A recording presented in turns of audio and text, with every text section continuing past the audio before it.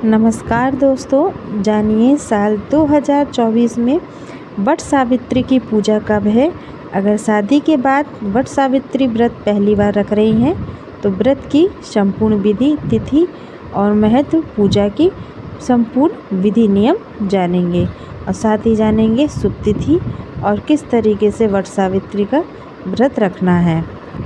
इस दिन पावन सुबह जल्दी उठकर स्नान आदि से निर्मल हो जाएं, घर के मंदिर में दीप प्रज्वलित करें। इस पावन दिन पर वट वृक्ष की पूजा का विशेष महत्व होता है और वट सावित्री व्रत महिलाएं लगभग अपने पति के जीवन काल के दौरान ही मनाती हैं।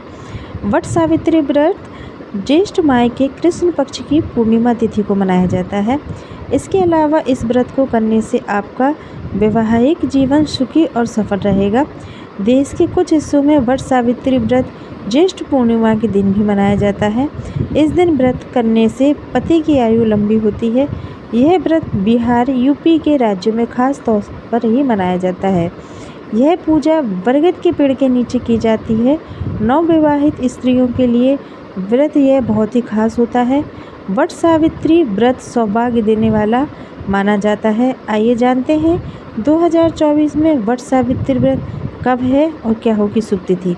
वट सावित्री का व्रत हर साल ज्येष्ठ माह की कृष्ण पक्ष की पूर्णिमा के दिन ही मनाया जाता है। तो अब हम जानेंगे कि वट सावित्री व्रत 2024 में क्या है शुभ तिथि, 5 जून या फिर 6 जून। तो वट सावित्री पूर्णिमा हिंदू विवाहित महिलाएं अपने पति के अच्छे स्वास्थ्य और कल्याण के लिए मनाती हैं और बरगद के पेड़ के नीचे बैठकर वट सावित्री की पूजा और कहानी सुनी जाती है। इस दिन सभी महिलाएं कच्चे सूत से वट वृक्ष के पेड़ की परिक्रमा लगाती हैं अपने पति की स्वास्थ्य के लिए और लंबी आयु के लिए। बरगद के पेड़ की पूजा करती हैं। देवी सावित्री के सम्मान में महिलाएं इस दिन पर व्रत भी रखती हैं।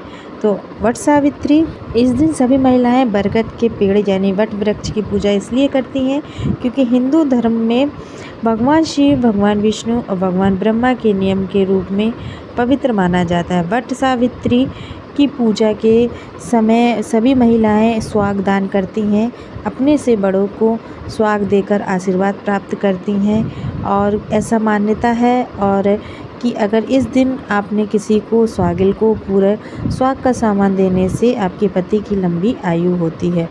वट वृक्ष को हिंदू धर्म में एक पूजनीय वृक्ष माना जाता है। इसलिए क्योंकि इस पेड़ के नीचे ब्रह्मा जी, विष्णु जी और हरि विष्णु भगवान का निवास होता है। इस दिन परिक्रमा लगाने से, पूजा करने से, कथा आदि सुनने से तीनों देवताओं का आशीर्वाद प्राप्त होता है। ब्रह्मा, विष्णु, महेश सभी महिलाओं के सदा सुहागिन रहने का आशीर्वाद देते हैं और उनकी पति की आयु को लंबी करते हैं। जिनके पति ज़्यादा बीमार रहते हैं उनको परिक्रमा अवश्य लगाना चाहिए। इसमें व्रत में आपको क्या करना है और क्या भोजन खाना चाहिए, व्रत का क्या फलाहार होना चाहिए, यह भी बताएंगे और साथ में आप सभी लोगों को एक और उपाय भी बताएंगे क्योंकि इस दिन जिनके पतियों की ज़्यादा बीमार रहते हैं, ज़्यादा स्वास्थ्य सही नहीं रहता है, उस दिन वट वृक्ष के दिन आपको एक ऐसा छोटा सा उपाय भी कर लेना है जिससे कि आपके पति की आयु और भी लंबी हो और स्वस्थ शरीर हो।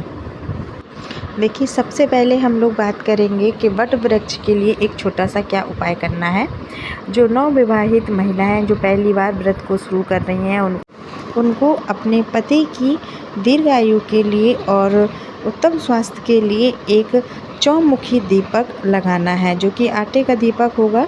ये एक छोटा सा उपाय है और इस उपाय को सभी सुहागिन महिलाएं करेंगी जो भी व्रत रख रही हैं, जो भी वट वृक्ष की पूजा करने निकली हैं।